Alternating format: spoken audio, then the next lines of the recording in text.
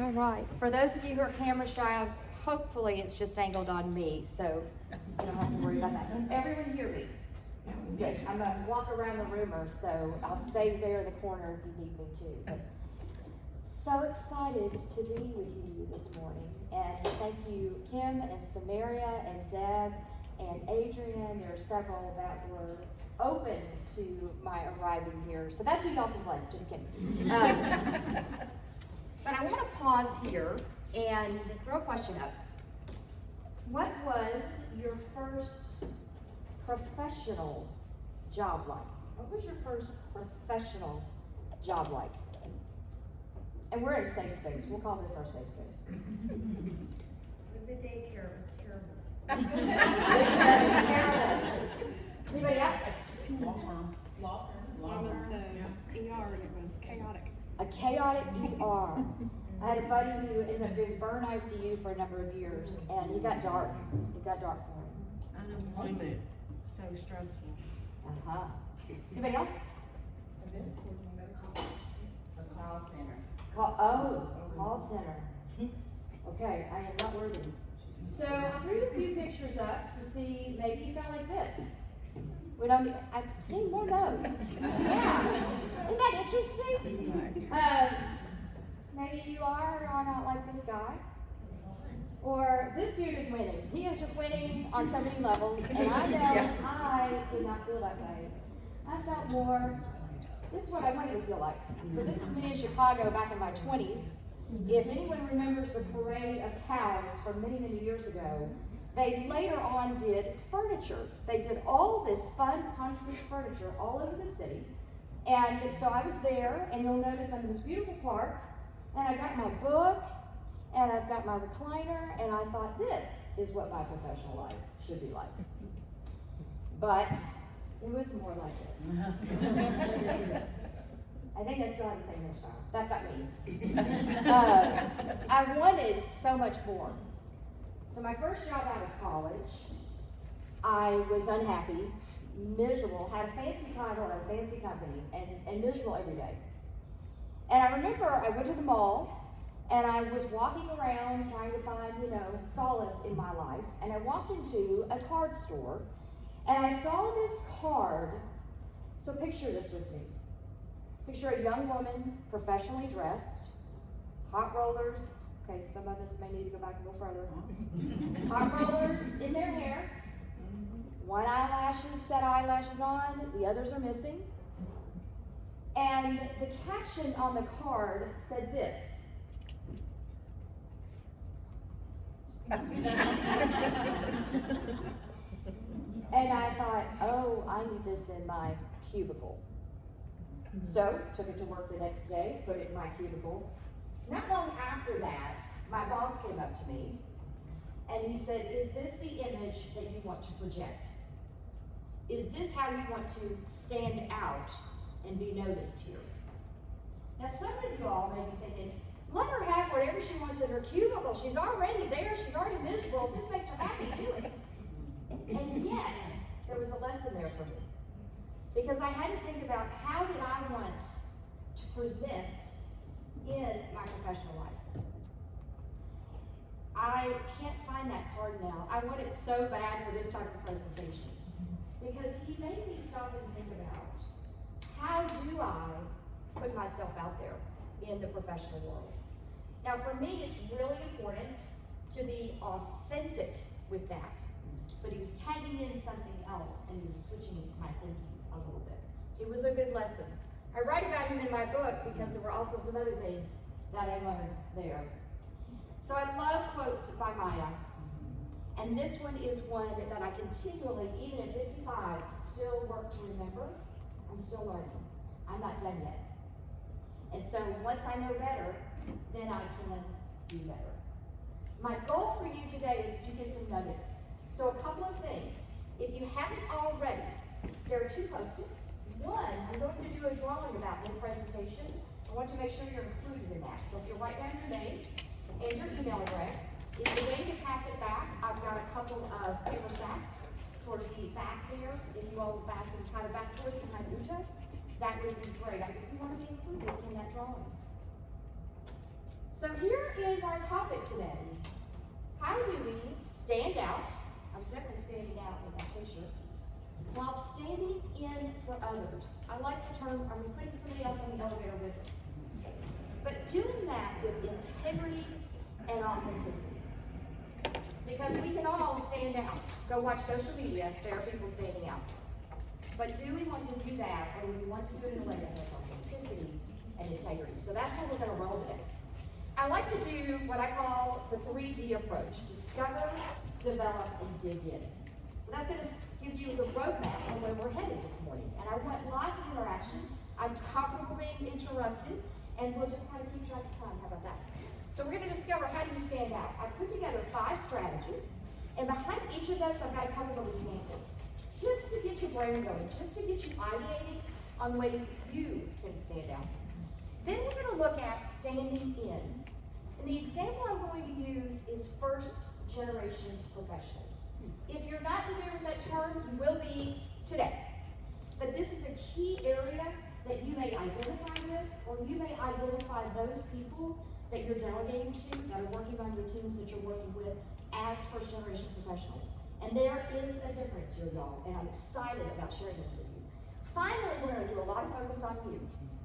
There is a personality profile you're going to get to start today, and it's about discovering your driving core motive. What drives you from the inside? What makes you go? And that's how we get that authenticity. I've had so many people say, Kelly, how do you expect people to know whether they're being authentic or not if they don't know themselves? And I thought, oh, that was an interesting thought. So I wanted to make sure that we have that opportunity. And my hope is that you do want to do these things with integrity. In your professions, I'm going to bet that you have tons of integrity. I have said more than once, there are workers don't play. Y'all play hard, but when it comes to work, you work so hard. And I know you have integrity in your work. So that's where we're going today. So in our discovery zone, these are the fast 5. Okay, we're going to revisit these each time. The first one, you'll notice that I said great communicator to and from. What does that mean? We'll talk about it. And also these things apply to the remote world. How many of you have been on a Zoom, Teams, WebEx, or some other sort of virtual call within the last 2 weeks? Yeah, of course, our life is different.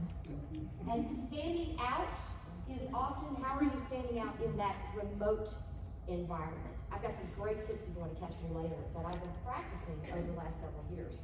High standards of personal accountability. I don't think y'all have that problem, but we're going to talk about it anyway. Self-promotion in a non-threatening way. Curious, is self-promotion a challenge for any of you all? Or does it feel braggy? Good, I'm going to learn from y'all. Some of you, it's easy. Some of us are challenged. We're also going to talk about developing others. And then finally, we're going to look at that self-awareness piece, greater self-awareness. So what is a great communicator? Somebody throw it out at me. What's a great communicator? Listening? You just took my presentation, that's okay. We'll move on. What do you got here? Transparency. Transparency, thank you. I like efficiency and conciseness. I don't need a lot of fluff. Just tell me what you need to say. I can't wait to see how your color code ends up. Truly. Because one of the things I'm working on, I love words. Sometimes I have too many words. How can I be impeccable? So there's 2 tips I want to give you in great communicator. One of them is this. Anybody familiar with this term? Bluff. Bottom line up front. This can be a real impact in your communication with others. I had a woman that I knew from Toastmasters, if anybody's familiar with that organization. She was much younger than me, and she went into her first professional job, started out management track. Stunning young woman. So she was asking me for help on her presentation. And I said, who are you presenting to? She said, I'm presenting these really high-level executives. Translate, busy, probably aren't going to stay in the meeting the whole time. So I told her, I said, here's what you want to do. Bottom line up front. I didn't invent that. I said, give them what they need at the very beginning. Some of you all have heard of it as an executive summary. Bats it out right there in the beginning, bullet pointed. And she said, but that doesn't feel right. I have so much detail that we need to give them. I said, get the detail in there, but don't do it first, because I have a feeling if they're executives, they're not staying the whole meeting like you planned. Can you relate? So she reached back, I talked her into it, and she said, oh my gosh, you were right. Now, is it okay to say I kind of felt that in a good way? But I also was hoping that I was right, because that has been my experience, giving the bottom line up front. Just give them what they need to know.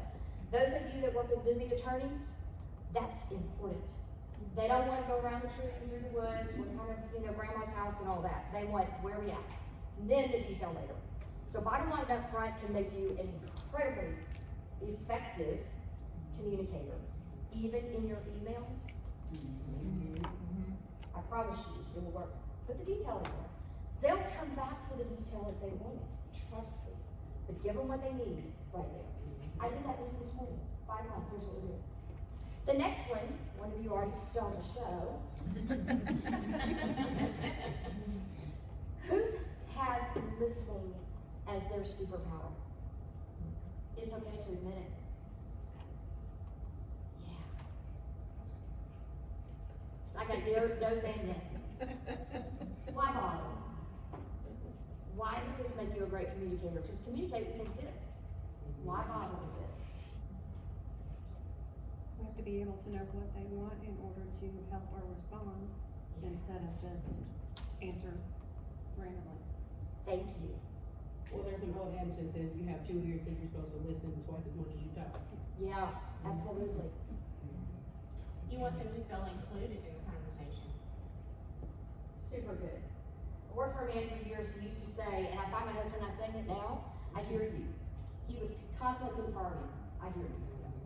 I miss you. I was just gonna say, because it's important to know you're heard. I have a young man, he designed my logo, all the things, and he ended up being featured on this major public platform. And I've mentored him for a number of years and got him into Toastmasters.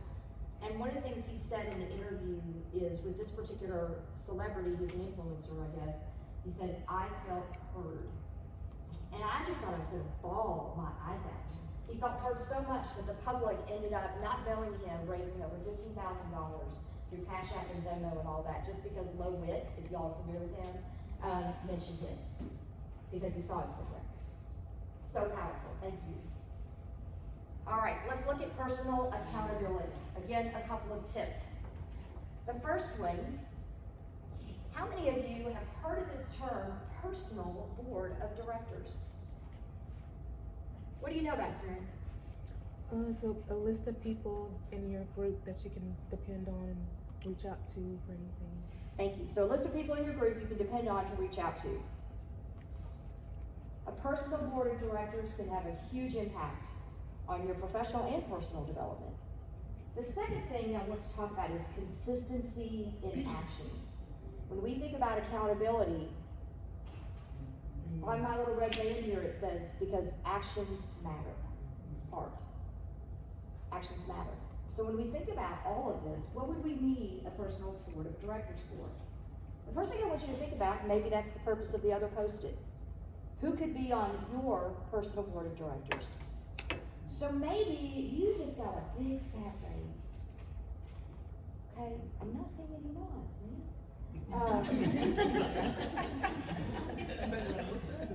Perhaps you say, I'm gonna be out of debt by 40. That could be a person on your personal board of directors. A finance person. Hey, here's another way to invest.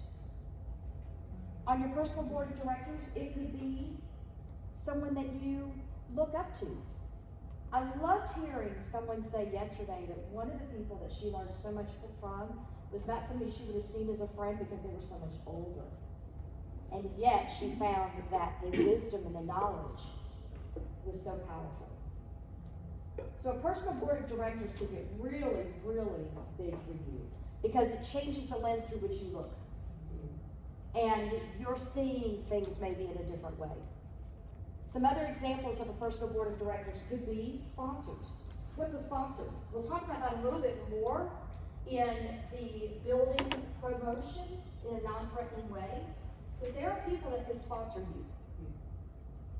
Some of you sponsored me today, and that's why I'm in this room. Who would be those sponsors? They're going to be on your team. Mentors. A mentor could give you advice. You don't have to take it, but they could say, hey, here's some things that may help you.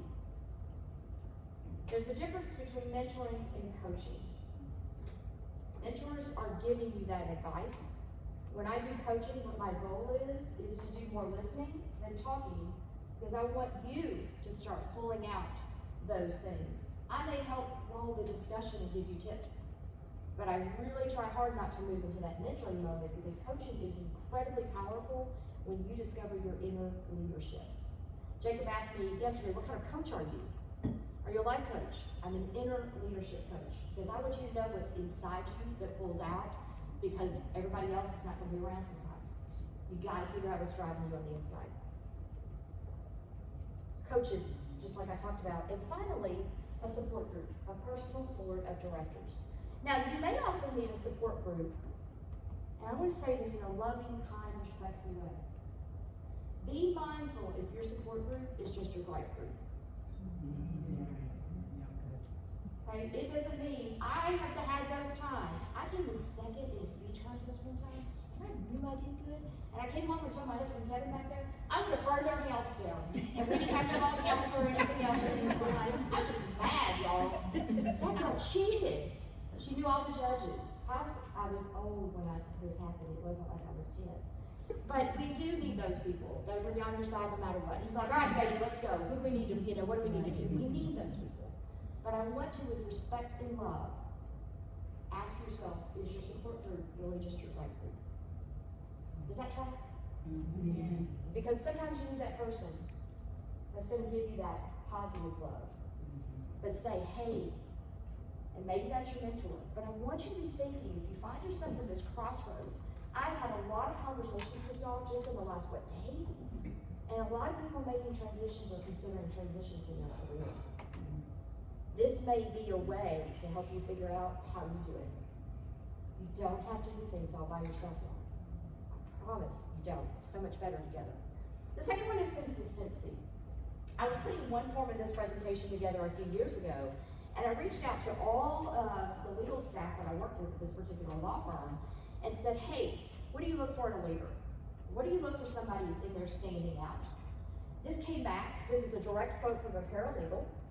And she definitely doesn't play, and she's one of the best paralegals I've ever met, and an extraordinary human. But this is a direct quote from her. Why does this matter when we think about standing out in personal accountability?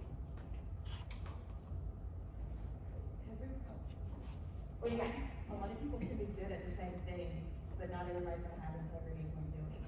Thanks. Yeah. Anybody else? It shows you're a dependable person. Dependable person, yes. And let's change that and make sure that we're saying dependable, not perfect. Yes. And that's why I wanted to put this consistency there, because we're all gonna have bad days. We're all gonna have those days when we use the not so nice words, when we want to burn people's houses down. Okay, I've never been an arsonist, let's just put that out there. I can't even light a match in front of Chris, okay? I can't even light a match. So the reason I also wanted to put this out there is what I don't want, for those of you who are super achievers, and I have a feeling we've got some in here, you to put yourself so into a place of stress. It's not about perfection. But if you endeavor to be consistent in your actions, then when you have one of those bad days and you're using one of your ugly words, or maybe you didn't speak to that person in the best way, most people will give you a little bit of grace. Because they're going to say, well, wait a minute, that's not how they usually are. Something must be going on. So consistency can really be a phenomenal tool in your toolbox.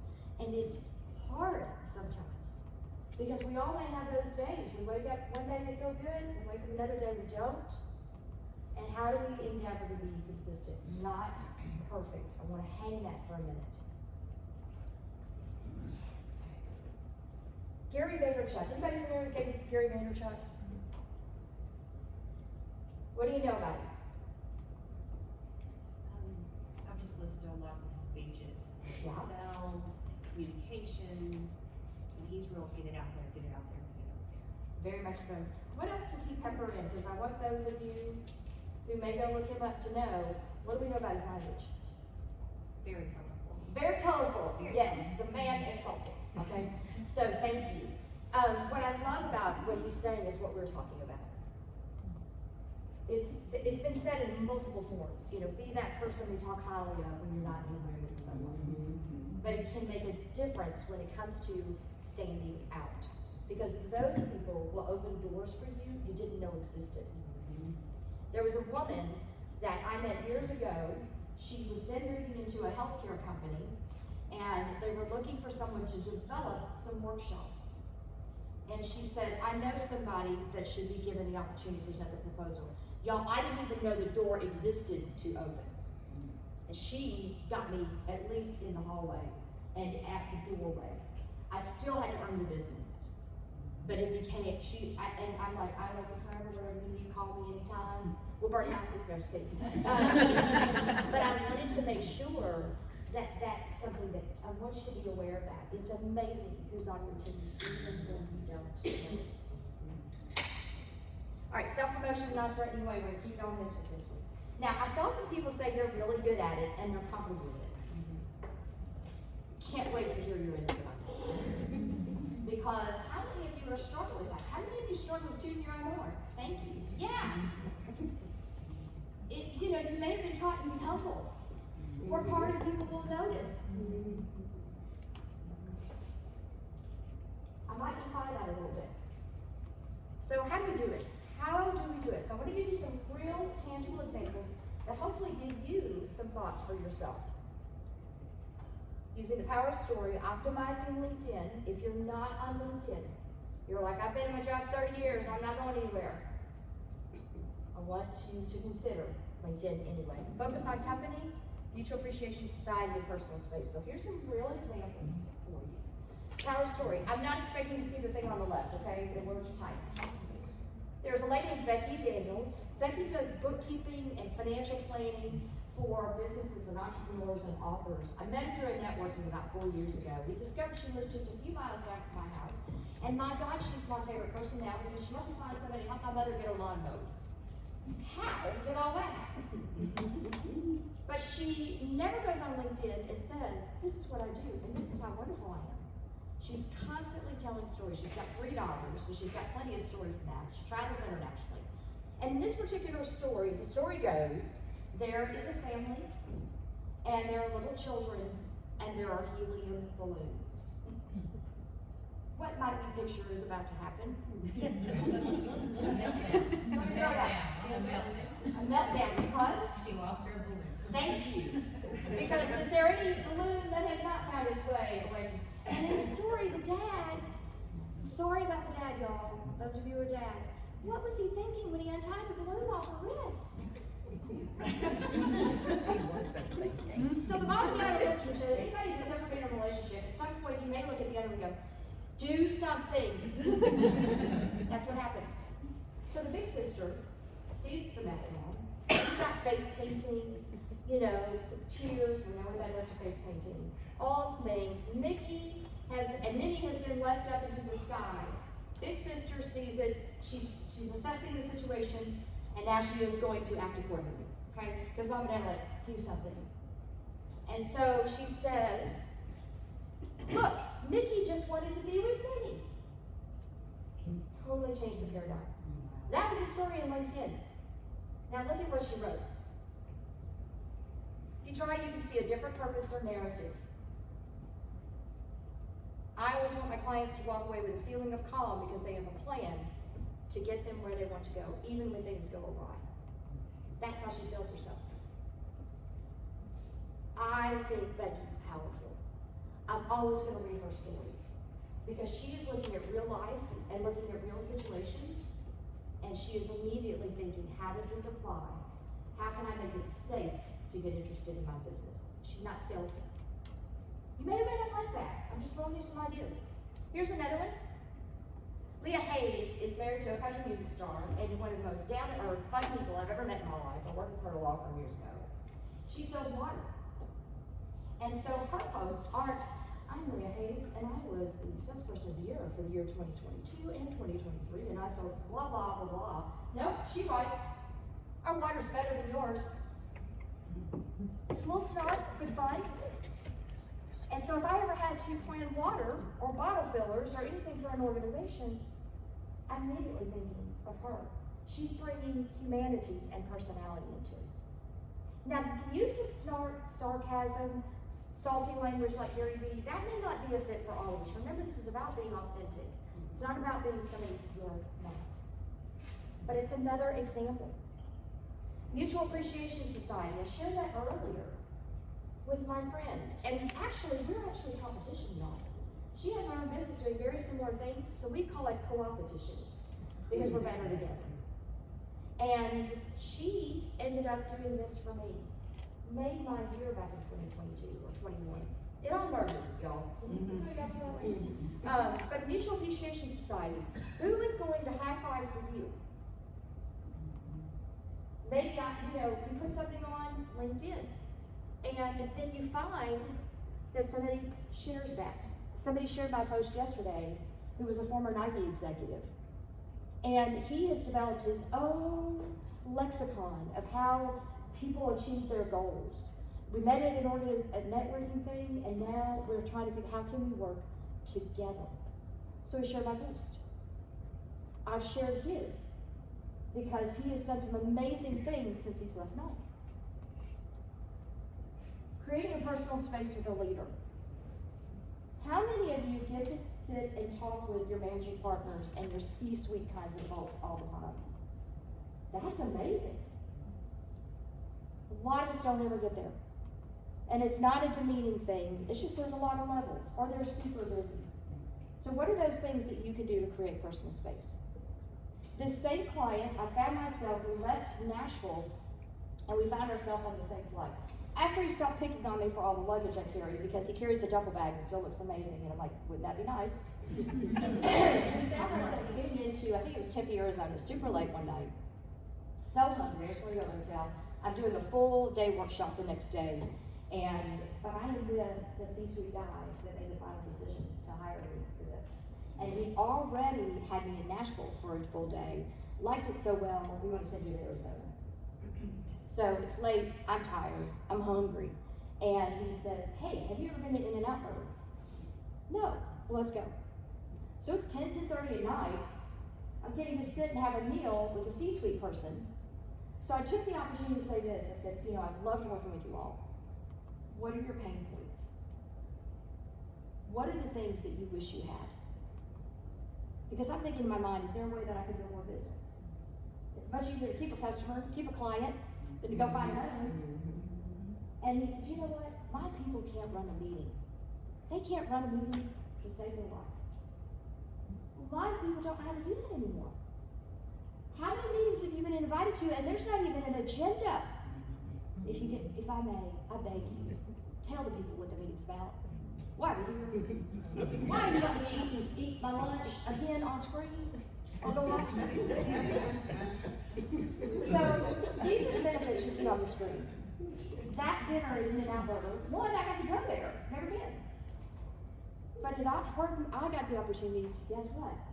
I then built a 4-hour workshop on how to drive an effective meeting. I can repeat that with any organization, and it got me more business with him. That personal space. Y'all, if I wanted to, really what I wanted to do was just get an Uber and go to the hotel and find an ugly little pair of bag of chips and just go to bed. Because I had a big day the next day, and I thought, no, don't lose that opportunity. So sometimes it's just doing things that are maybe short inconvenience, but there could be a really long-term payoff. Developing others. This is my favorite thing to do. A friend of mine sent this to me on a text one day. She said, as soon as I saw this, I thought of you. There is nothing more exciting to me than to see people develop. At 55, I have so many more years I have to work. But these people are going to get to do so many more things and go so much further. And if I have the opportunity to be a part of that, that is a phenomenal gift for me. When I get a text and somebody says, I did this, thank you, I can start crying right now. It's so exciting. I'm gonna give you the why bother. Because so many times I see this is where people get in their own way. Curious. How many of you have not been moved up or promoted in an organization because you were so good, your boss didn't want to lose you where you are? Yeah. There's a scarcity mentality there, y'all. And I've experienced both sides. But this is where so many times people don't get to move forward. Because there is scarcity thinking. If I let him or her go, they're going to leave me behind. Yet, what if you get to be the person, if it wasn't for Linda, if it wasn't for Cheryl, if it wasn't for whoever, I wouldn't be where I am. That's exciting to me. I want to be the person in the back. Somebody says, if it wasn't for Kelly Knowles. That's me. That's integrity for me. That's authenticity for me. I feel it emotionally. You probably see it on my face. There's nothing more exciting. And it gets you get to leave a legacy. How many of us seen, 75 years from now, will anybody know who you were? I don't care about being famous. I don't. I don't care about if people, we were talking the other day, and someone said, give me a microphone. I am that person. You know why? Because I think I have a message that people can use. It is nothing about me. Leave a legacy. We had some fun, Jacob and Candace and I, yesterday, talking about legacies in our families. Y'all got some stories. You gotta make sure you talk. In the end, this is also a payoff for you. Because developing others develops you. You learn how to delegate better. Anybody struggle with delegation? Oh, yeah. Because you're not going the way you want it. It stresses me out. Yes. Because I can't let it go, and then I got too much to do. Yes. Yes. Thank you. Developing others develops you. You learn how to delegate.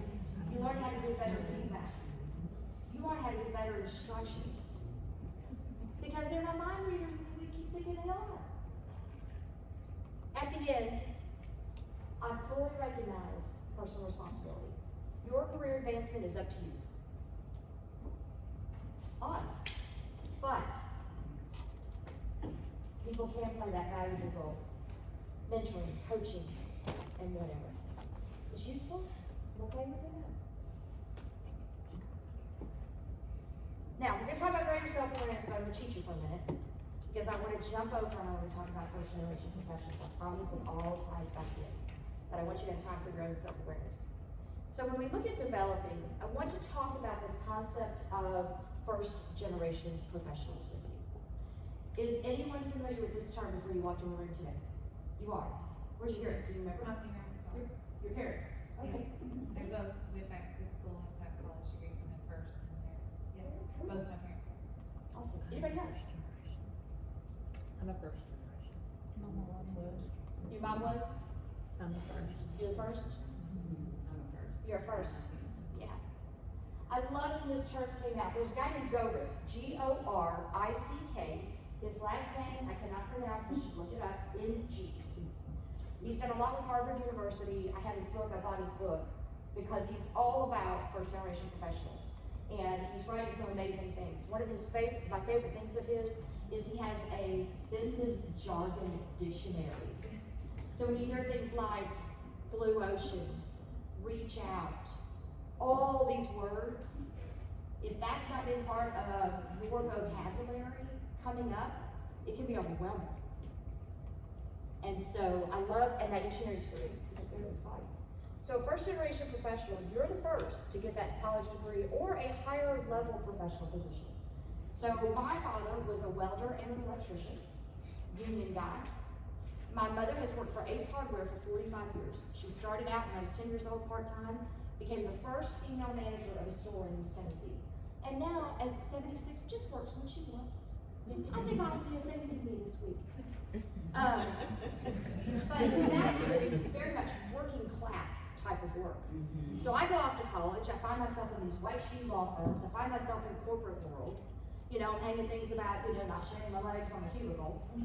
And so when this came out, I was like, now it starts to make sense.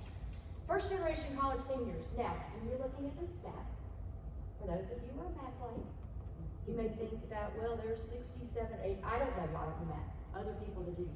But 13% is a lot. And this is something I didn't do when I got out of college. Graduated with honors and a recession hit me. I didn't go back to those professors. I didn't go back to those people I went to school with and network.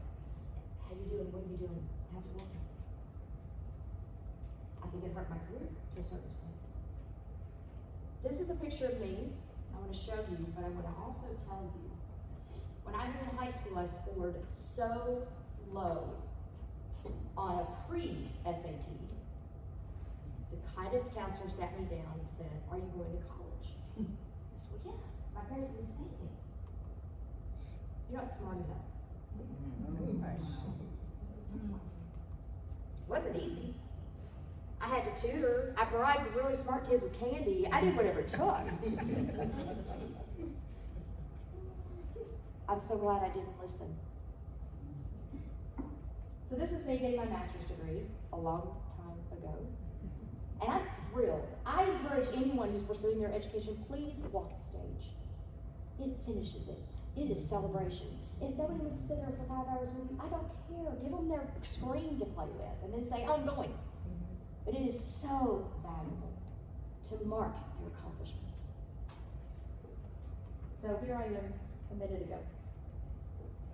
When you're in that first generation role, if you're not, I want you to have this perspective because it may help you understand the folks you're working with. Okay, so there's a two-parter here. There's a lot of swimming upstream. Just a few years ago, I said to someone, I struggle with events to this day. I never know which wine glass is mine.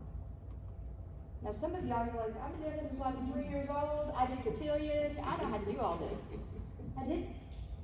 And I admitted to this person. I had a vulnerable moment. I still struggle. So she did this for me.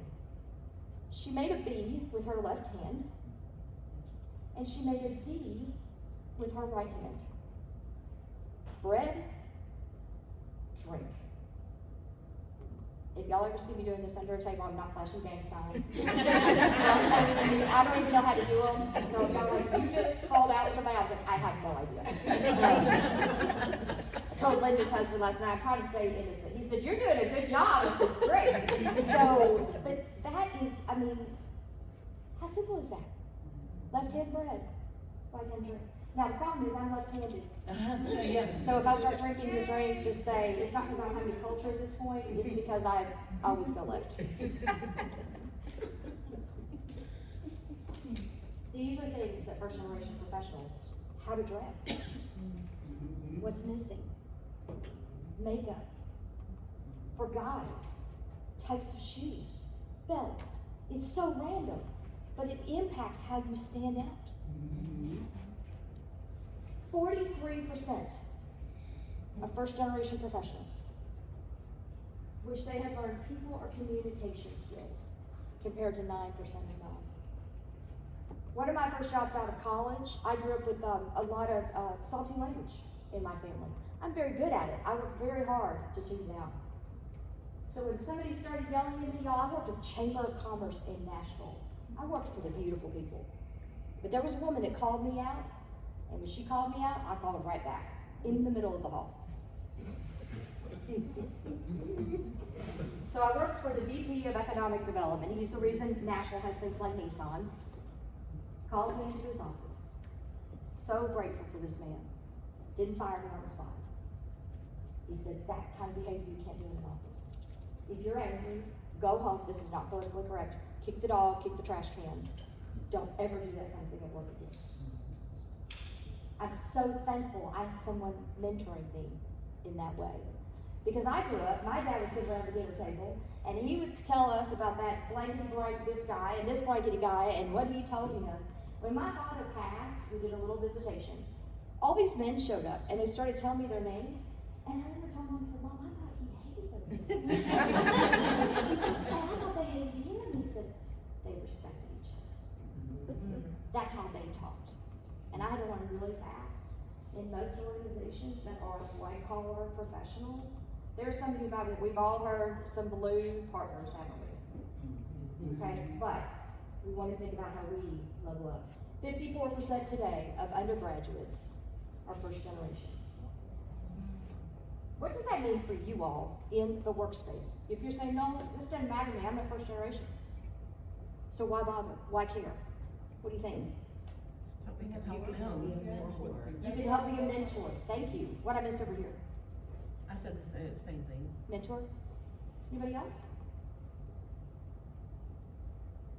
Some of the most common things I'm asked to do lately for emerging leaders are things like communication skills and business writing skills. I did a workshop one day for directors and senior level leaders in a city organization. I said, what do you want to do? She said, can we do business writing? Writing emails that will get read with the right tone, with greetings, and so on. It's a difference. So 54%. Now, does this mean every first generation professional needs communication skills? Please hear me, no. It's a difference. And it doesn't mean that they didn't develop themselves through college. You can't just sit and go, see a post-it on the forehead, you're first generation, you're first generation. It's not, you're not always able to scope them out, okay? But there may be things that they need a little bit more help on, networking, professional dress, and so on. Maybe not. I used to read etiquette books in college just trying to figure this thing out. Because I found myself in organizations and groups doing things I had not been exposed to coming up. I had a great childhood. I had good parents. They raised us well. Nothing's perfect, just different experiences. Can I ask a quick question? Yeah, please. When you're talking about mentoring these first generation, like, okay, example, professional dress, how do you approach that? Great. As a mentor, how do you, because especially in this, you accept people how you are, body image, people have different color hair, people have piercings, like, how do you even approach that in a professional manner? I love that question. I struggle with it as well. Because you just nailed something. Standards are changed. Now, law firms are a little further behind. Well, we work in a university, There you so go. we are much more individualized. I had purple hair for 3 years Yep. in our job, in our office, you know, so it's a lot harder than your traditional private law firms in our environment. I hear you. Here's a couple things, and I'm just gonna toss it out. You know, think about the environment in which you work. So for example, if you're gonna work in a really creative environment, then I would say that the standards may be a little different as far as some of those pieces. If you're in an environment that's very conservative, the thing I would offer is, are you willing to play the game? And if you, as I would call it, want to be extra to one person is not extra to another, own it. Just own it. And so that would be something to maybe think about. I've changed my dress a little. Anybody remember Pat from SNL? Yes. That's the way I was dressed. Society said you can't do it. And you know, now some of y'all be like, what's wrong with the way she dressed? Nothing is the way I thought about it. But I do think that your organization being mindful of that, and then if you're like, I'm gonna buck the trend, okay, don't be mad if people don't always accept it. I'm not telling you not to be authentic and be yourself. I think you just have to be mindful that not everybody's gonna jump on the train with you, and you've gotta be able to live with that. Yeah. What do you all think?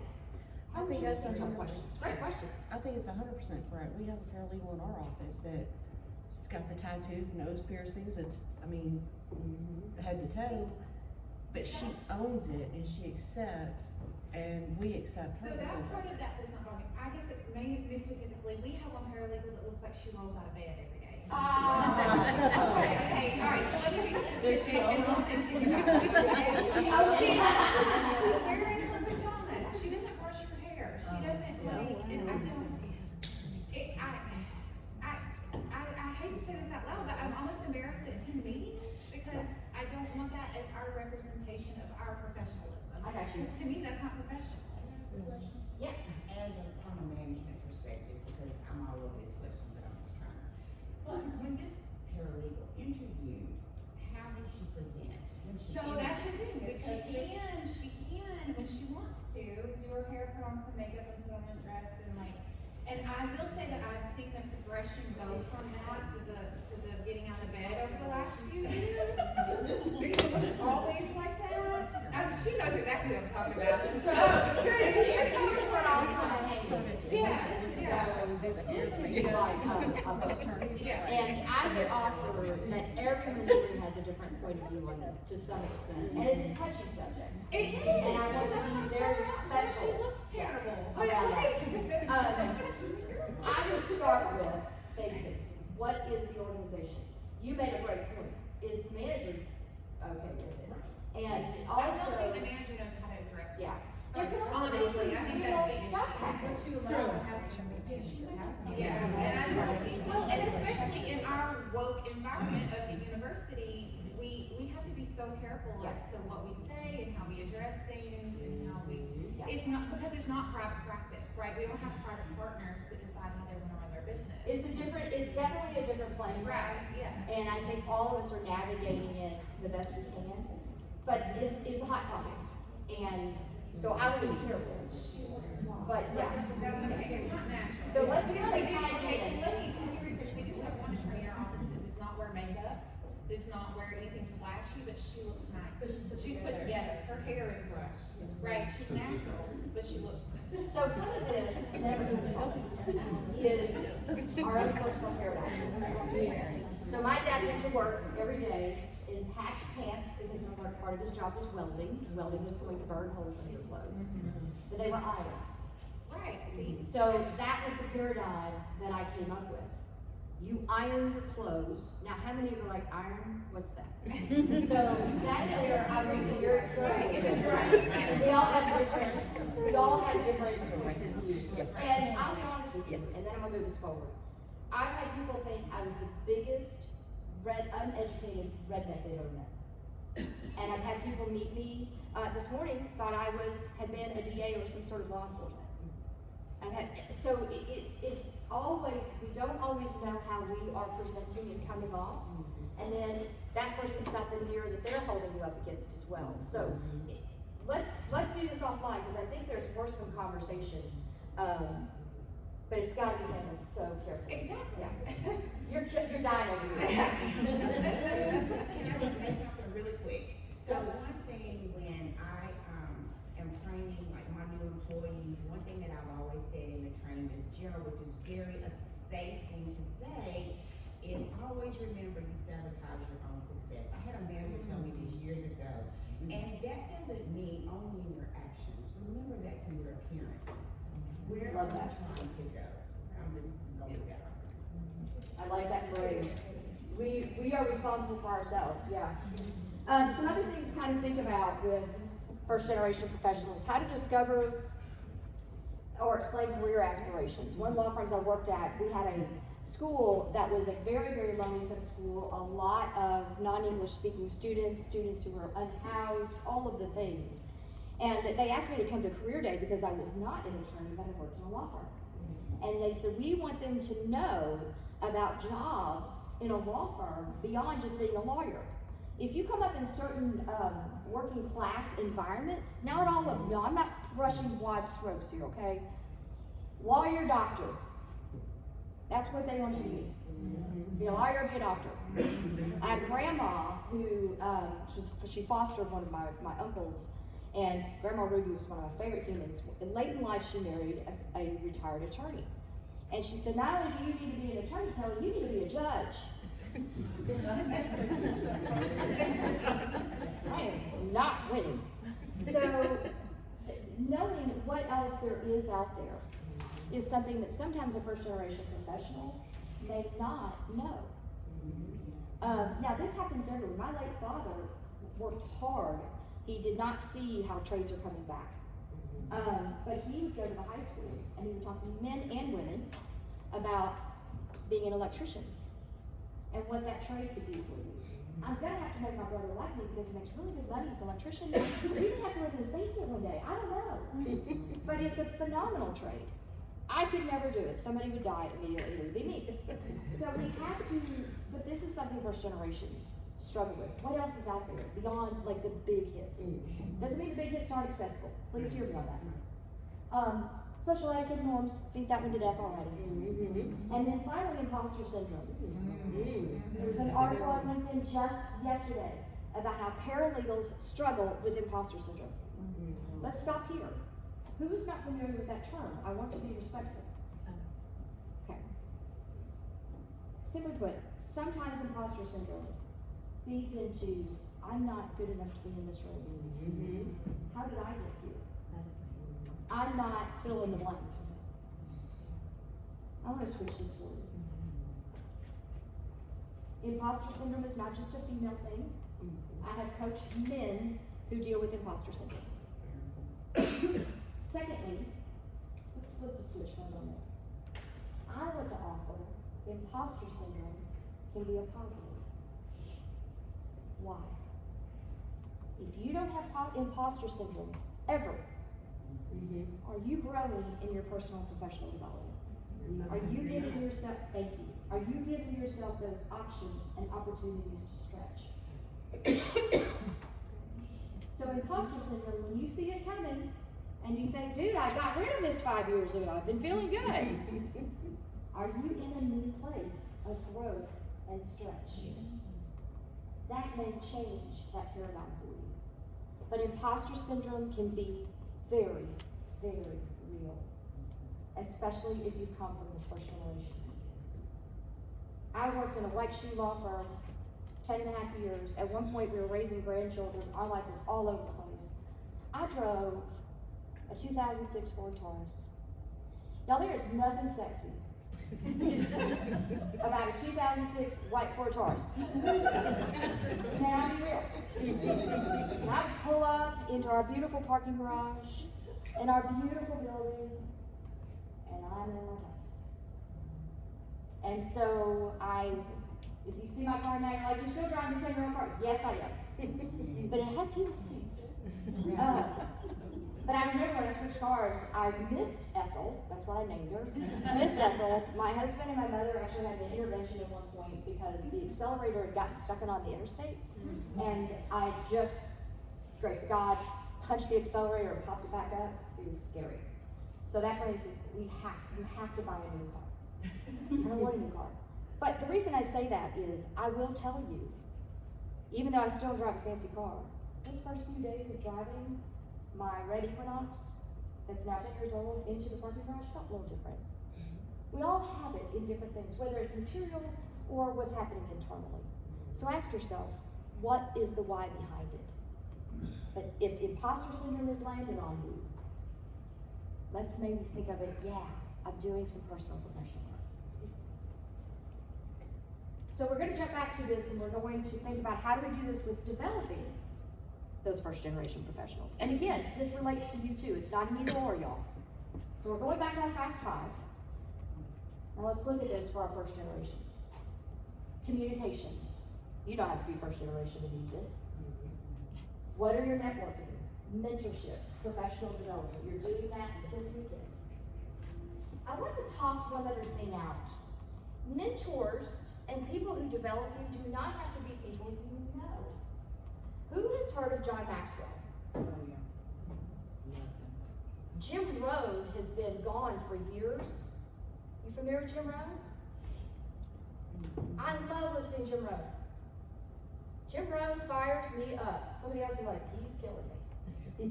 But I love it. He fires me up in this old school way because he was really popular in the 80s. Who could be those people that you say are my mentors, but you may not even know? So don't escape that. This isn't about spending all your money in your professional development and so on. I actually had a client send me a picture of a book the other day. Hey, I just got this and I'll read this for my professional development. Now, I worked for a man for years and he would say, I call those books How to Be a Better Person. And I'm like, yeah, because you're successful, be quiet. The rest of us are working on some stuff. But he's actually called me and he said, hey, I'm now thinking about writing a book. What'd you do? And I I was like, thank God, finally, because he is a phenomenal salesperson. I worked for him for a few years, and I want his stuff. I want his knowledge. Personal accountability. I wanted to land back on this because at the end of the day, we have to take personal responsibility.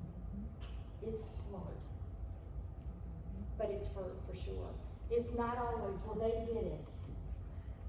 I want you all to be empowered and not a victim. And there are days when we feel sorry for ourselves. Trust me, I have those days. I don't think very many people don't.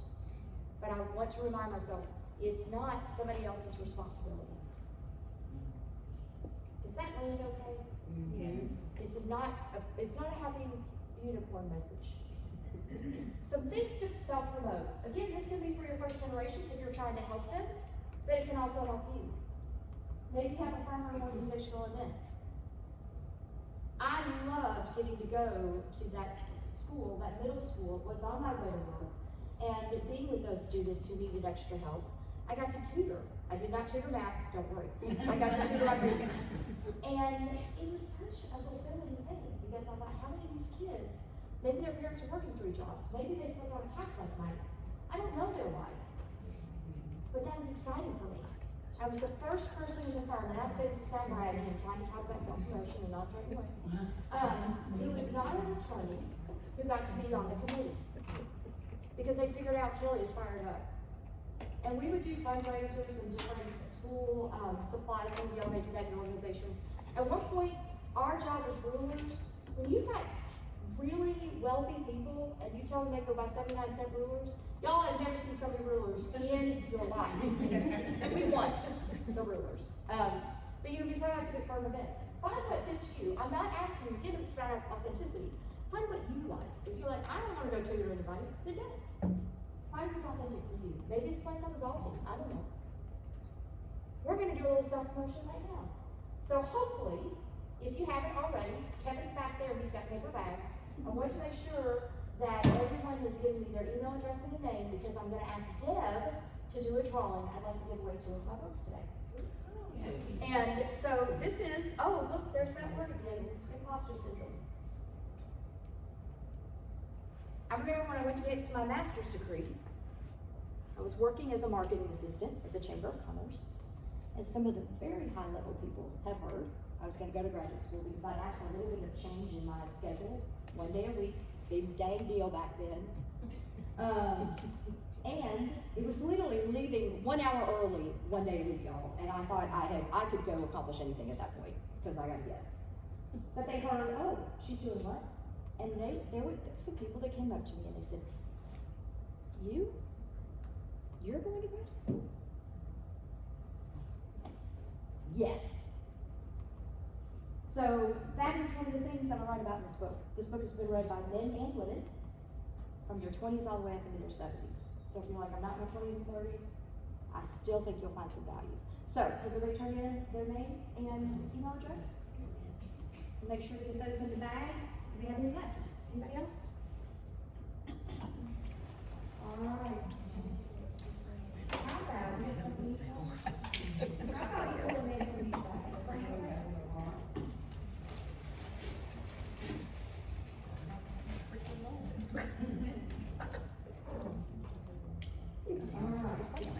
Will you be my neutral party?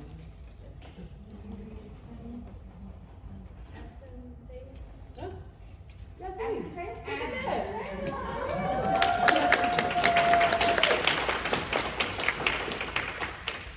and asked her if you would like I'll sign it for you later. Yes, absolutely. Thank you. Okay. Don Rico.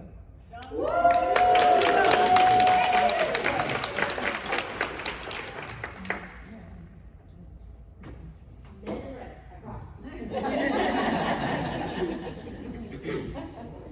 So, my own mother, y'all, doesn't get on social much except to look at grandkids. By the way, if you are a parent or have kids in your life and your parents become grandkids, you're bumped.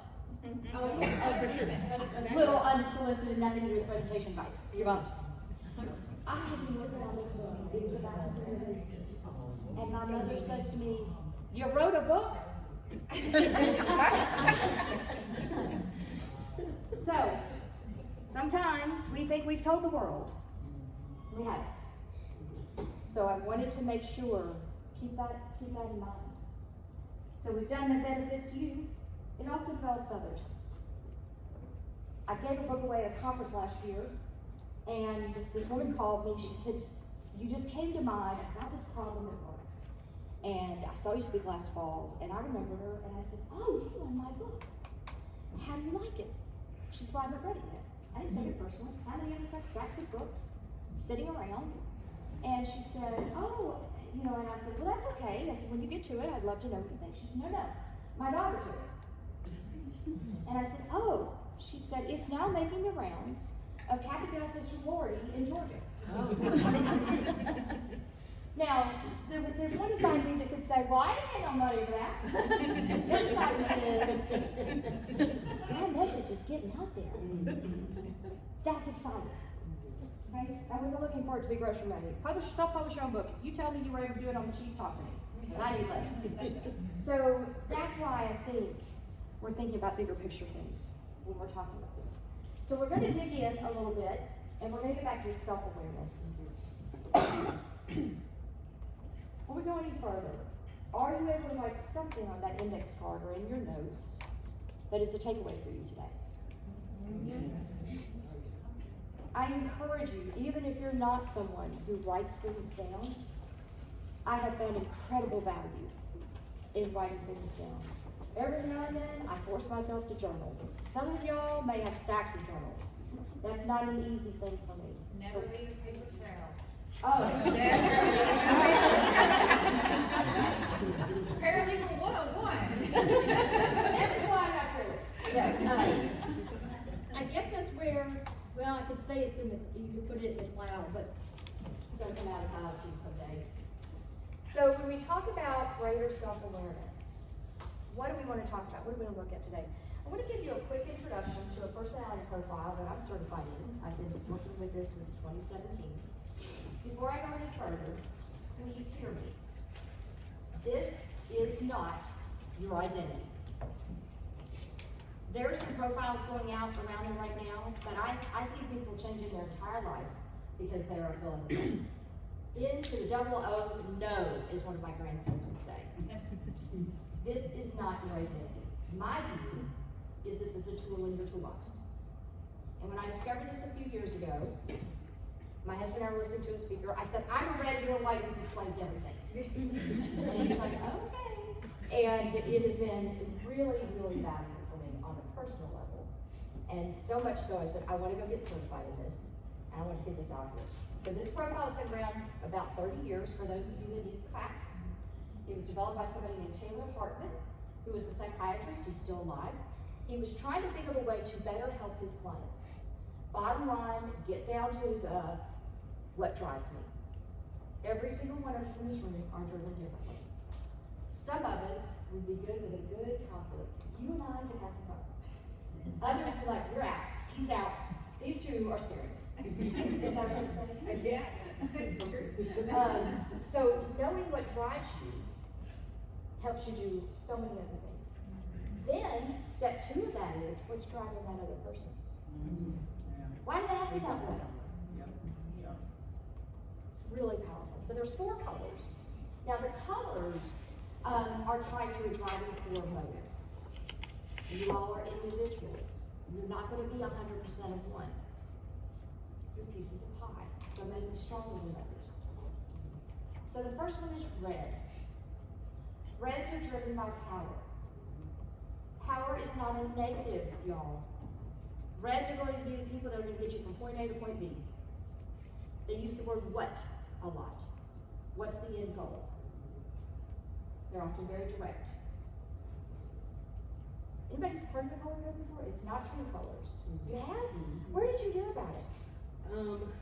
Well, back when I was in like 8th grade, you know how they used to have like Cosmopolitan magazine and stuff like that? Yeah. They used to have like those little personality profiles like at the end of the magazine. It was either color code or it was like, I IJMS. Myers-Briggs. Yeah, okay. Yeah. Interesting. And you raised your hand too. Yeah, I've worked with a couple of companies that we use different ones, Personalysis, Yeah. Disc, things like that to help us put people in places where we needed help and to help us use that as a tool to communicate throughout the company so that we could talk to each other on a level where we knew we would get to the goal. Yeah, okay.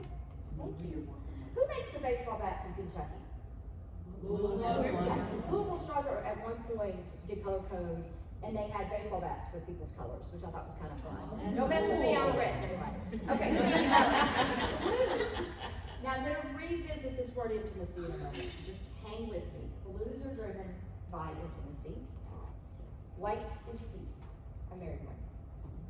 And then yellow, fun. All of these are powerful. All of these can do any job. All of these can be leaders. It's really important because I don't want to say, hey, because you're this, you can't. Okay? It's not identity. It's a tool, communication tool in your toolbox. So again, red's power. They're driven by action. They're action takers. Point A to point B. Often, they are known for their leadership and vision. Does that mean the others can't be? This is just some natural things. Now, I like to rephrase this intimacy because intimacy we think physical. And so I always like to talk about connection. Blues are connectors. I'm curious if you're game. How many of you hate small talk?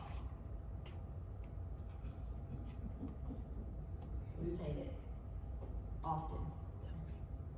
Because they want to know you. In the South, we might say, how's your mom today? We want to know you as a person. It's important to me. I like to know people. Quality and service. These are your detail people. These are the people that when I say bluff earlier, no, they gotta have all the details. I gotta CYA if it's okay for me to be that crude. Okay? You can get your details. Just get in that bottom line up front first, y'all. Peace. These are the most balanced people. They are the most inclusive people. They will include you. They will accept you for who you are because they want to be accepted. They I love their actions when I get to see them, like right here. Clarity. I had a boss who was a primary white. I married a primary white. I could go to them with all my blah, blah, blah, blah, and they go blah, blah, blah. Fine line. Tolerance and clarity. They're all about peace. They're all about steady state. Okay? Fun. Now those who fire in often with primary yellow, they're like, oh, no, this is good. You bring a lightness, humor, fun. We need yellows in our world, y'all.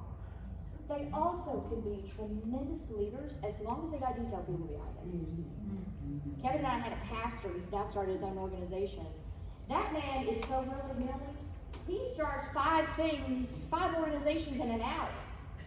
He's got to have those detailed people behind him. And with that, he is so effective at what he does now. And then they are full of enthusiasm and optimism, but they will often live in the moment. You'll be hanging out with them and you're thinking they're the most important person, you're the most important, and then something will change their mind because they see something else over there that's way more interesting, and you're gone. It's not personal, by the way. they just like, oh, that looks interesting. No, it's not so much fun. So one other piece on this, and then I want to give you a QR code that you can take this. I'm going to give you the free version. And then if you want to talk about the price for the full, don't worry about paying what's online. And also if you go through my link, you're not going to get spammed. Because I don't have time to send you 10 emails a day. And y'all don't have time to read them. So this last slide, I want to give you a little bit more of a taste of this color code. I've never had anybody come back to me and go, that was a waste of my time. And that's why I was looking for something that I knew would be effective and also be worth people's time. because understanding what drives you gets really exciting, and it helps you achieve your goals and so much more. So, let's talk about quick communicators and deliberate communicators. Logical versus emotional, extrovert versus introvert. Again, big picture here. Does this mean a white can't be an extrovert? No. I've not met very many. It doesn't mean that. This is just big picture, right? And if you're a red white, a red blue, you're a complex individual. Reds, often quick communicators and often logical. We talk fast, often. Whites, also logical, but deliberate in their communication. Okay? Let's look at yellow. A lot of emotion, typically, and often extroverted. So, a little note. If the yellows have a really trying time, if something in their world is really going bad, you might see a different change in their personality. Several of us lost a friend. Tragic circumstances, I won't give you the ugly. But two of my yellow friends changed for about a year and a half. Because I feel the emotion of our grief right this minute, and it's been 4 years. I saw it. I had done their color code for fun. And so when you see a yellow, what's going on? I'm thinking about your person just off the top of my head. And then finally, blues. Now, does this mean a blue is not an extrovert ever? No. Often they're more introverted and there's a lot more emotion. They can feel the room. Have you ever been in a place and you can feel the emotion? You know people are hurting. You know people are excited. You know people are down. Not everybody can do that. Right. And blues often can say, oh, did you see that little girl over there? She was so sad. Or did you notice our coworker the other day just seemed like the way of the world? And other people like, what are you talking about? It's not a character flaw, y'all. We are better together. And so these things can get really powerful. Any questions so far? Okay. So I've got 2 QR codes and then I'm gonna wrap this up. But I want us to jump back to our 3D approach. My goal was that you'd come up with some ideas with that Fast 5 for how maybe you can stand out in a different way that you haven't thought about. If you're thinking, I'm not getting attention, I'm not getting the leveling up. Standing in for others. First generation is just one. Maybe it's a new person. You work with attorneys, first year associates, man, they have a hard life. I know we don't always think that. But I think being a first year associate would be so hard. And if they're first generation, I actually coached a first generation, first year associate, went to Vanderbilt, called me on a Saturday, so random, said, can we talk?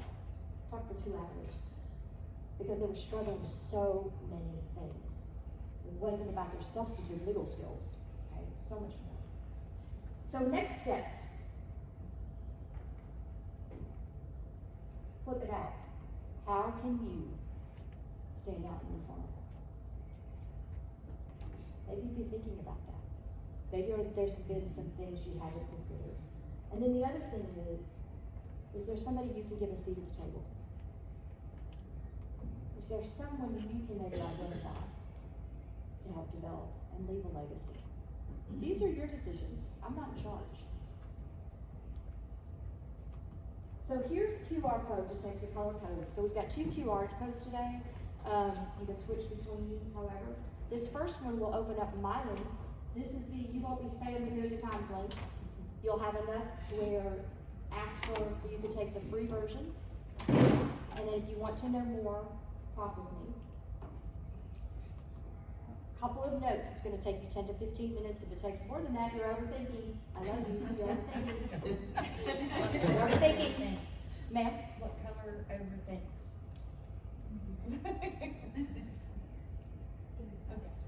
But also sometimes a red food. Often a red food too. So that's why that rest of the pie is important. This is just the first start because I don't want you all to feel like I'm saying, no, pay me money. But pay me, no. But if you want the full version, I'm happy to, we can do some discounting or something. And it's not expensive. But that's where it gets really powerful because if you're in a place of stress, you may always be this way, but going back to that consistency thing, what's happening in your stress. Yes, Deb? Yeah, whatever y'all need to do. Yeah, of course, thank you.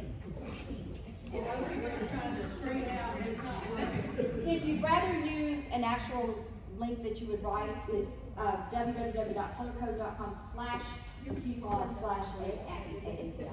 But yeah, let me get out of the way. Thank you, Kelly. That's good to know, Deb, for future. Anybody else have any trouble? Everybody got it? We're all good? Okay. And the other thing that I want to give you a heads up on, particularly if you had a tough childhood, okay, I want to be respectful about that. Or if you traveled a lot as a kid, or, you know, had a lot of transition in your life, it asks you to think back as far as you can. And my mother, for one, this was very difficult for her. She had a very difficult childhood and a very unique childhood. And I had a friend who was a military brat. She's like, I don't know what I was, because I had to adapt and all that. So do your best, think back as far as you can. It's trying to get to who you are as a core. For me, it was before I slowly learned how to get along well with others. Okay, so it's kind of that core personality that you go with. And I would love your feedback on today. If I got your email address, I am going to put together a handout. I thought you all might like just those fast five strategies and a couple of things kind of in a one-pager. And so I can work on that this week and email it to you. So this here, again, this is not Kelly spamming you. I truly want your feedback on making sure today was worth your time, that you're not gonna go pick on Deb and Kim and anybody else and go, what were you thinking? Because we've all been to those. And would love any feedback or questions that you have. And happy to stay here for a few minutes while you play around with these two things in the color code and answer any questions. I'm so thrilled that you all had me. Thank you.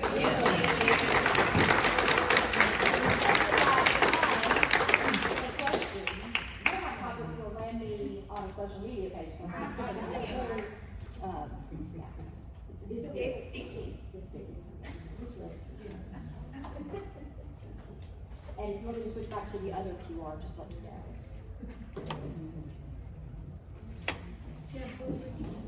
Ma'am? You have books with you? I do, they're 15, and they're out of table. I bought them for all my nieces and gave them at Christmas. They love them. Yeah, definitely. Next time they order the holidays. Absolutely love them.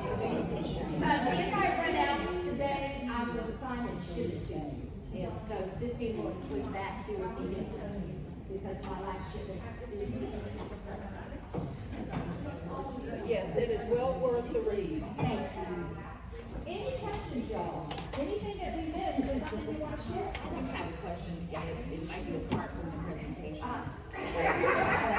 I'm a natural introvert, and all of my life I have worked in corporate America settings, and marketing and professional development is kind of my area. So this is the first time that I'm going into kind of a legal paralegal. Can I call you with that? Yes. Hey, I'd love the rest of y'all to hear this. This is kind of good. If you're an introvert and you find yourself in a new environment. Yes. Keep going. Okay. So, as an introvert, I'm still a people person. Yes. But how do you get your manager or management to see that you can be in management also? Because I think in general, management always points to the extrovert as being, this is the leader, when that may not necessarily be true. The introvert could be that person that could really lead the team in the right direction. I love your question. I have worked for both. There is a misnomer that the loudest person in the room is the leader. Yeah, but I feel like some people think the opposite, like, I'm too outgoing, she's gonna try and take over everything. Sometimes, yeah, it could go both ways. I mean, this is, we're humans, there's a human element. The thing that I offer is think about some of those things that we put out here, or maybe sister could talk to you about, in terms of that self-promotion in a non-threatening way. Because you may not be out there quite as, it doesn't mean you're not as valuable. Leaders who are introverts are often exceptional. What was the second thing that a good communicator was? Listen. Listening. So a leader who listens is is so valuable. Because they're taking that time not to just pontificate on you. So think about the things that you know, these are my superpowers, own them. And then is there a place where you can get that one-on-one time? And then you can say, these are some things that we've accomplished. Numbers are always good. I mean, numbers are so, these are our milestones. These are the milestones we hit. So then you can kind of start to speak to those things. The other thing, and I'm so glad you asked this. I had a conversation with a coach. I have hired myself a coach on a few things. And we were having a really hard conversation. She actually texted me later, she said, "Are you okay?" And I was like, "No, I'm sensitive and this hurt my feelings." But I didn't say that. But one of the things she said to me is, "Kelly, were you aligned with your leader?" And that was hard because I think that what I was doing was the right thing to do. I also was doing what I had originally been told to do. And it changed. And so that was hard for Kelly to hear. Kelly had to shut up a little and listen. But when she said that to me, I thought about that for weeks. Were you aligned? So going back to what Kim said and what you said, when you're thinking about standing out, what is your leader wanting? On that handout, I'm going to put an image that I did not include in this presentation. It's an image from the Go Rick book. And it's where a lot of us end up in trouble when it comes to standing out. Because we go to the things that we think are annoying that we want to help people with, and that may not be what the leaders want. As a trainer, I want users to get what they need. And sometimes that has I've gotten in my own way, because what I think the users need, because I'm there, I'm with them, I'm hearing it, is not what leadership thinks is important. But if I'm doing what leadership thinks is important, I'm gonna get to do this other thing too. It's not an either or, it's a both and. So that alignment might be something to be thinking about. What is that leader expecting? And then introvert, extrovert, and that. Better, worse-ish? I love your answer and thank you for that. I feel like me and my leader are very aligned. My leader will come to me with everything and will depend on me for everything, because they know that she knows that I will handle the situation in her absence, that I will get things done. Yeah. So that's not really an issue, but I think it's something to kind of look at. And my brain says kudos for you, because you're dependable, you're consistent, they know that. The next thing is making sure you also get moved forward, that she's put you on the elevator with her, that you also get a seat at the table that you want to be at. Because that is where some of us have found ourselves, is that we were so good that leader, in my view, from my personal experience, my leader had a scarcity approach, and they needed me to stay right there, because their life is so much better and so much easier. But that prevented me from developing. Does that track? Yes. Yeah. Was that helpful for y'all in here? Yeah. Thank you. But that alignment, yeah. We were just discussing, we just had our annual reviews, and we have to review ourselves. That's satisfying. Isn't it? And Well, I know it's it's hard, it's like, you're not gonna say I'm great or I suck. right. So So it's it's like, the point. well, I feel like that goes back to that self-promotion in a non-threatening way, because apparently my review got called out by general counsel because I had one section in all caps, because I was mad that day. I was mad the day I did it, and I had a section that says, "in addition to," and you list everything that I was doing. So I feel like maybe that was a little threatening, way to self-promote, and I'm kind of regretting it now. But just how do we approach that? Like, because we do have to do it's like, because like in my situation, I have had this, responsibility thrown on me that was divided between 3 people, and the other 2 people were not doing it well, and now it's all mine. And I have all this extra work and all this extra responsibility, no increased pay, no title change, nothing like that. And I was upset, and that reflected in my review. But what's a better tactful way way to do that without my general counsel being like, oh. You know? So, here's two things. One, The management, yeah. here's two things. I can approach this from a coaching perspective. And tell me yours. Amanda. Amanda. And I say, okay, Amanda, let's walk through how you were feeling that day. Let's walk through why you wrote what you wrote. Now, if we were to take today and you were to do that again, what would be some things you would change? The all caps. Okay. So if I were to take a coaching approach, I'm not gonna tell you everything that's going on my end, you know, that is, as my mother-in-law would say, and she doesn't like me, if I were Yeah. So that's what I wanted, but a mentor, Amanda, Yes. a mentor could say, hey Amanda, let's reassess this situation. Let's think about, let's actually go away from the evaluation. And let's think about when I'm feeling emotion, then I will. So when I am feeling emotion, all caps, wanna go burn a house, whatever, then I will. So then you're thinking about what's that tool in my toolbox to speak to that, because we're always gonna have difficult people. We're always gonna want to do all caps on somebody. That can help. That came out really wrong. I don't know what I say. I'm innocent. But that, you know what I mean? That's where maybe backtrack a little bit, because it's kind of like don't write the angry email. Yeah. Right. You know, but I'm always thinking, my brain is always thinking, what tool can I put in my toolbox? So that when the next thing comes, I started building that muscle, I started building that approach. Because I don't think every calm, cool, collected leader was born that way. Right. I think some of us are thinking that. Yeah. You would need me to be quiet? Okay, I wanna make sure that we're okay. Oh, no, we're fine. I just, So I just wanted to piggyback off what you were saying in terms of the self-promoting in a healthy way. And Self-promoting in a healthy way. Yes, ma'am. So the interesting thing is that you can grow up in a household of, same parents and your experience be different. So this is my older sister, 355 days apart. Not raised by children. Same here. But still that way. Yeah, so we grew up in the same house, and there were 6 of us. My father had 6 daughters. So the interesting thing Okay, is, her father had 6 daughters.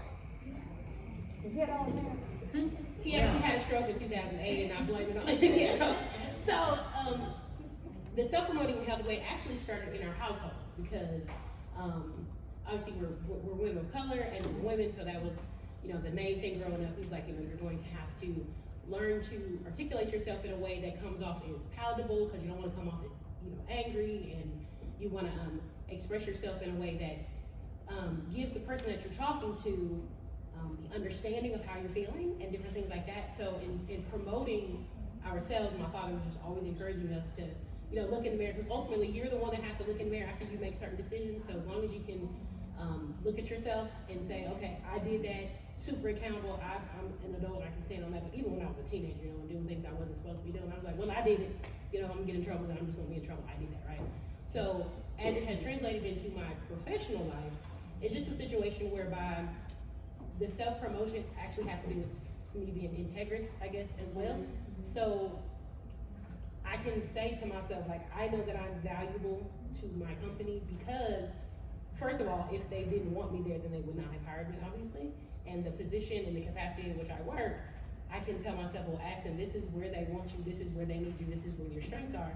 So I can, just say that, when I'm having a bad day or don't want to talk to the customers properly or feel like I'm gonna, have a tailspin or spin out the All caps, that's what all all caps, caps.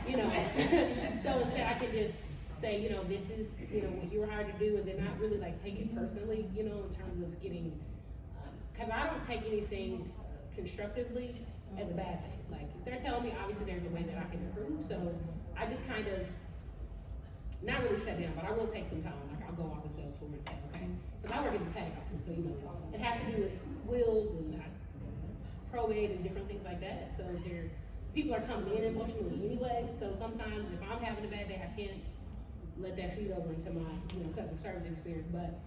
And I said all that to say because when I was hearing Amanda talk about the person who comes in and kind of, there are customers who come in like that, and they're like not presenting themselves in a way, it's like, it does look like they just rolled out of bed, bombed on their head, different stuff like that. But I was thinking that because of my own self-promotion, I think about more in empath, you know, like, cause I don't know what they're gonna be going through and things like that. So instead of saying, cause I do work with some people too, they're not always put together in the office setting. So instead of like condemning them, I'll just go and be like, you wore this dress a couple weeks ago and it was really cute. What is your style? Like in terms of like, maybe I wanna, you know, like take them shopping or something like that. That just always is the point that I'm talking about. Cause how we grew up, my father was like that too. Like he would give food out of our pantry to people who obviously needed it more than we do. So like that's kind of where I'm, you know, at with this. So, and I just feel like the self-promotion, all that kind of coincides or goes hand in hand with. And what I'm also hearing you say is, that has been what is working for you. Like you've been able to kind of process through, you said a couple of things, assume noble intent. So assume positive intent's another way. That's a whole other, you know, difficult conversation kind of thing. But it helps you because it settles your emotions. And the other one is, and I like that you said this, where you were talking about you don't take feedback is no negative, is it's not personal, it's not about me. Sometimes for those of us who are extra sensitive, then that could be really challenging to take feedback.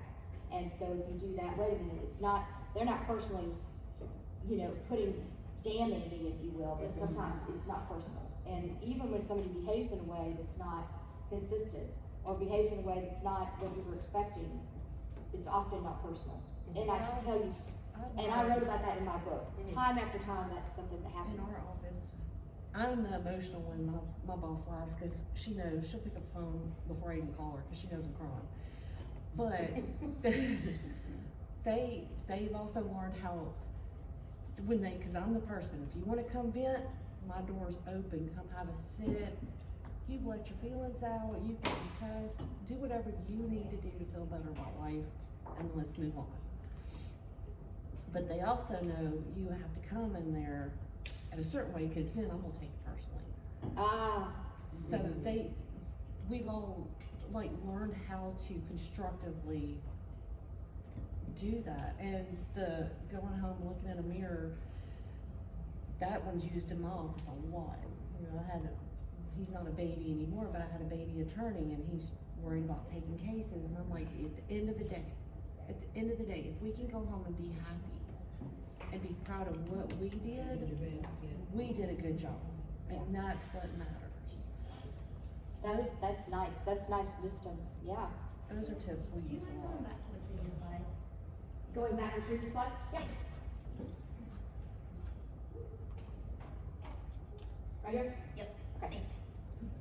Thank you all again for having me. It's been so much fun getting to know you all. I'm happy to hang out and ask questions. I'll go and be at my table and behave, and if you like to be with me, What thank is you your very social much. handle? I have at Kelly K Consult on Instagram, Okay. and then I also have a LinkedIn for my business, as well as a personal LinkedIn. So if you go to my website, you'll see all the links. I do not do TikTok, please do not make me. I am dragging it out. Right. She said, please don't make me. April, are you good? My phone is just being really mean to me. You wanna come up and take it? Yes. Before I get on the way? Thank you, Kelly. Thank you.